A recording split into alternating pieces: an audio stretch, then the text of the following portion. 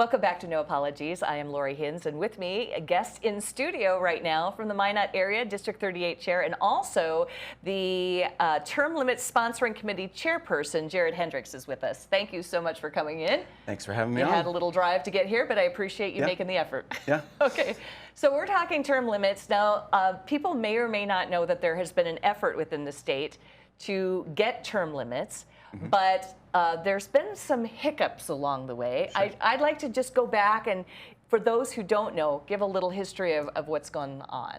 Sure. Yeah, so just for starters, it's term limits that apply to 4-year terms to the office of North Dakota Governor and the office of State House and State Senate.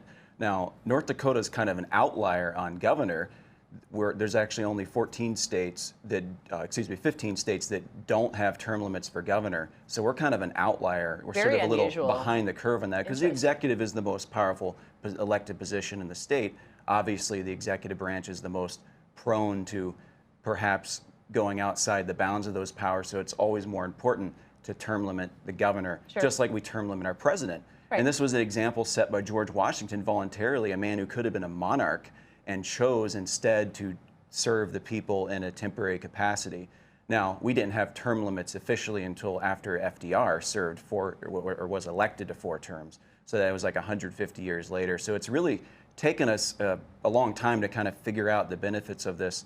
But we would be ahead of the curve if we passed term limits for the legislature, for the House and Senate, because there's only about 15 states that do that. So this has been a movement that's been growing nationally over the last 20, 30 years. What do you think actually pushes people toward that term limit idea? There's pros and cons. I've heard both. Sure. But what is the main thing, do you think, that makes people really want to have term limits?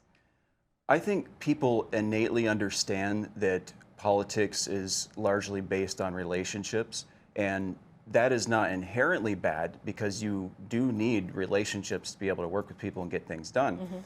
But at the same time, those relationships, even with people of good intention, can become infectious, over time.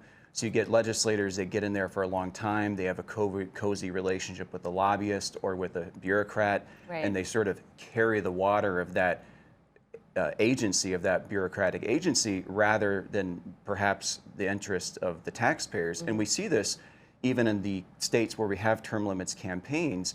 The #1 financial contributor against term limits measures is the lobbyists, because they like their relationships. Sure. And it makes sense. I mean, I'm somebody who's active in politics, so are you.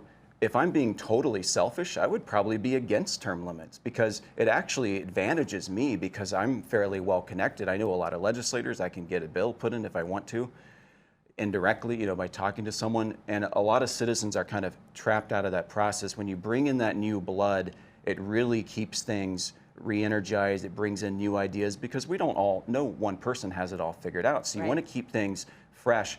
The other thing that we've seen in the states that pass term limits for legislature, you've seen a dramatic increase in the number of candidates who actually run, which sounds obvious, but you see it in the data. And that's a good thing, to get that changeover. Incumbents have certain inherent advantages that you could say are unfair. They have name ID, they have typically fundraising advantages, they have those lobbyist connections. So sometimes it's very difficult to break that, especially in small town North Dakota, where somebody might know their legislator. Maybe they might be a perfectly nice person, they've known him for 30 years, and they kind of, maybe it's time for a change for somebody, but they don't want to run against their small town, neighbor. So it kind of gives you cover in a way of saying this person's term is done, it's time for them to move on, it's time for new blood. It's such an interesting thing too, because like I said, there are all sides to it too. Now, with this effort, tell me a little bit about the sponsoring committee and the effort toward term limits in North Dakota. Yeah, so we put together a sponsoring committee. I'm the chairperson of the sponsoring committee, and it's a cross-section of actually former and current legislators, as well as a lot of citizens from across the state. And we went out, and we started last July, and we went out and we collected over 46,000 signatures, which is a huge number.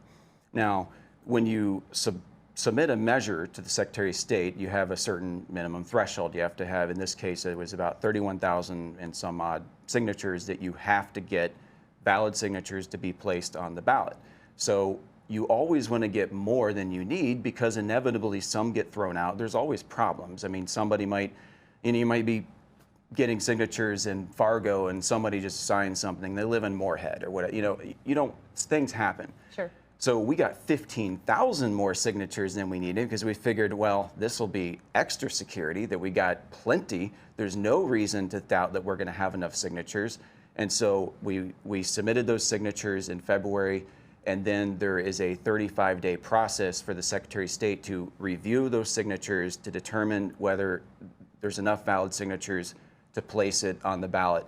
Now, we could have been on the June ballot, but we actually chose to try to get on the November ballot because that has higher turnout. Sure. And we believe not only is that electorate probably a little more favorable to term limits, but we also want the widest swath of voters possible in North Dakota to participate, to weigh in on it, so that there's no doubt one way or the other whether North Dakotans support or oppose term limits. That sounds like a wise decision, that you were going to go for a larger group and then in a big year rather than an off year. Yes. So it makes sense. So you submitted the petitions, there was a waiting period, and then what happened? So yeah, there's the 35-day window, and then some interesting things started to happen. During that period of time, we didn't really hear much, if any, that I recall, interaction from the Secretary of State's office to our committee. And yet, as we got towards the end of that process, so the deadline would have been February 22nd, make sure I get my dates right. And around, March 22nd, okay. Excuse me. And around March 11th, which was a Friday, I got contacted by the Secretary of State's office from the Deputy Secretary of State, Jim Silram, and it was requested that I come to the Secretary of State's office to discuss, just in good faith, a type of discussion that normally occurs with ballot measures on just some issues they had discovered they want to discuss with me. They were fairly nondescript in the exchanges. I asked for more information. I was not given that information. Over that weekend, and by the way, this meeting was set for 6 days later, for March 17th, which is the following Thursday. Okay. So what was the purpose of the meeting, or were you not really told? It was really vague. Yeah, it was somewhat vague, yes. It was just that this is a sort of casual, informal, and paraphrasing, meeting in good faith between the Secretary of State's office and the, in my case, chairperson of the sponsoring committee. And so during that period of 6 days leading up to that meeting, we asked for more information so that we could come prepared to that meeting to hopefully answer questions, maybe resolve whatever the issues could be. Sure. We were not given that information despite requests. We requested that I be allowed to have legal counsel at the meeting, and they were very hesitant about that, which is... Why would that be a problem, though, if you... That's a good question. And I don't have, that would be a question for the Secretary of State's office. Now, eventually, the morning of, they said, yes, you can have your legal counsel call in during the meeting.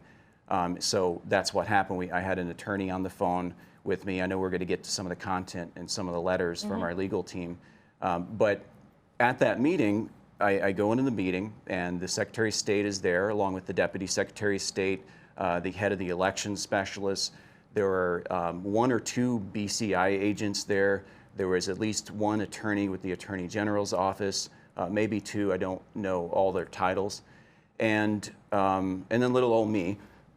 Just you, and then your lawyer on the phone. Yeah, and so they laid out, and I don't know how close we are to a break. We're getting close here. Okay, we'll have to continue, but they laid out 7 detailed packets of issues they had discovered. Now, 7 separate issues? Yes, 7 just as examples, and there were other issues too. And so let's take a break here, yes. And we're going to come back, and we're going to talk about what happened at the meeting, and then we'll move forward from there. This is very interesting. Welcome back to No Apologies. With me, Jared Hendrix from the Sponsoring Committee for Term Limits. We were just talking about your meeting. So you were at the Capitol with all these different people and just you. Yep. Yeah, and there's a lot to go over, so I'll try to maybe accelerate a little bit. But so again, they laid out these packets, and they started to go through allegations of issues with the signatures. Now, the Secretary of State and the Deputy Secretary of State had made the statement that, look, we believe you probably didn't even know that these were issues, and we're just here, in good faith to essentially warn you, I'm paraphrasing, and to present this to you to give you a chance so that we're not blindsiding you. And this isn't going to the press, things like that. And then they started in to describe that there were issues with, there were circulator who was allegedly from out of state. There were allegedly notary issues, things of that sort. And then the implication was that because there were issues with one notary, potentially alleged allegations with this notary on a couple of petitions, that it could therefore invalidate all of the signatures notarized by that one notary. I'll get more details of that. And then one of the other things that was stated is that there was somebody who was collecting signatures who was on the sex offender registry in Minnesota. And so this was presented to me, it came across somewhat incendiary to me. And so I'm sitting there and I'm just listening to all this, and we had legal counsel on the phone. And then a few minutes into the meeting, the Attorney General walks in to the meeting.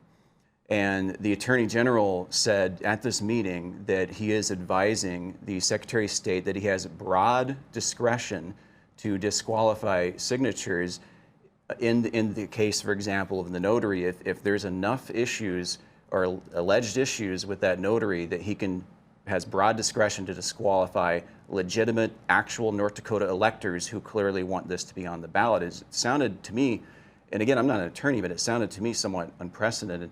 And it was restated by the Attorney General and by others that, all of this could go away and that it wouldn't come out to the press if I would voluntarily withdraw the petition. And so what? So they yes. offered you an out if you just quietly rescinded? Yes, they made the statement that their office would not go to the press and would not put this stuff out there, which I take them at their word for that. And again, I'm not making any assumptions about motivations. I'm just telling you what happened. Okay. So now we could probably get into some of the details. Okay, so there is a letter that your attorney then wrote to the Honorable Alvin Jaeger. So we'll take a look at this on screen and take a look at some of the quotes from it. The first section comes from on March 22nd, yes. It says. Yes, and so just to give some clarity here, so after the 35-day window, so after that meeting on the 17th, there was an additional 5 days between that meeting and the deadline on the 22nd. Now, keep in mind, for 30 days, they had not given us any information on these issues and gave it to us all at the last minute in these last sort of 5-day stretch. And that we were still technically at the time of that meeting just over enough signatures required. So somehow in that 5-day period from the 17th to the 22nd, there were additional 22,000 signatures that were disqualified. So our committee had a 20-day period after the 35-day period called a curing process. Okay. So we were able to start to request information from the Secretary of State's office and start to review it on our own to determine the validity. So we can go on to the next one. So, for example, one of the things that we found is that there was allegation of 8,200 signatures that were excluded on the basis they were collected after the approval date. But in that same packet, there was no specification for 7,015 of those signatures for any other reason to disqualify them. And it was later corrected through exchanges with the Secretary of State's office that exclusion based upon an incorrect date was wrong. Therefore, all of those signatures should be counted. So there you can see our number climbs already just from correcting that one issue. Mm-hmm. And on the next slide, you've got even further stuff. Your office disqualified 751 petitions containing 15,740 signatures. Yes. So this gets into the notary issue where, again, the allegation is that there was likely forgery or likely forged, which was referring to a couple of petitions that were notarized by Zefto, who has since, by the way, signed an affidavit making clear that he checked his logbook and that he checked ID of those individuals. So, but what they did is they threw out all 15,000 signatures from that one notary. And this is really unprecedented. So we can go on to all right, and this next one, I think this is our final one. So yes, again, Just from fixing the date issue and the notary issue, we have about 40,000 some signatures that we believe should be accepted from the Secretary of State's office. So what happened after that? And we've got 3 minutes here, so we're good. Yeah. Okay, so, 3 minutes, yeah. Yeah, so there were a lot of issues that going through, and those are just some examples, but going through it further, we found, and I'll give you just a few more specific things. For example, we found signatures that were thrown out for students who lived in residence halls where they did not give the complete description of their, say, their dorm room number. They just listed the residence hall. Now, what the Constitution says is that you have to sign and date and indicate your postal address. Okay, that's all that's required by the Constitution. Now, statute applies some additional standards, but court precedent has always said that as long as you have substantial compliance, in other words, as long as there is a reasonable attempt to provide enough information about the postal address, for example, that you can investigate and determine that that is a valid elector. That would be a way to cure it. Right. That's adequate. And so in the case of the student, it would take just a second, and we did this because we called NDSU and we asked them to clarify if you had mail or you had somebody inquiring about that student residing at that residence hall, listing the residence hall is acceptable. So that's just one example. There were a lot of signatures that were disqualified because of lacking directionals on the street address or lacking a zip code. But again, if you have a partial address, you can still determine whether that person is a valid elector.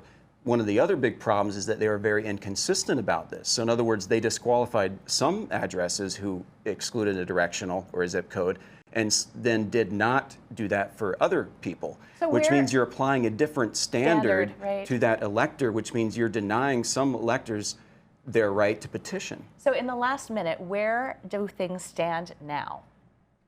So where they stand right now is, we presented these two letters from our legal team to the Secretary of State's office after the 20-day curing period. The Secretary of State then stated that they are not going to change their mind, basically. So now we're facing a situation where we believe that there is enough basis potentially for legal action. I'm not saying that that's going to occur. But certainly there's a lot of alarming questions about this, and it needs to be looked into further.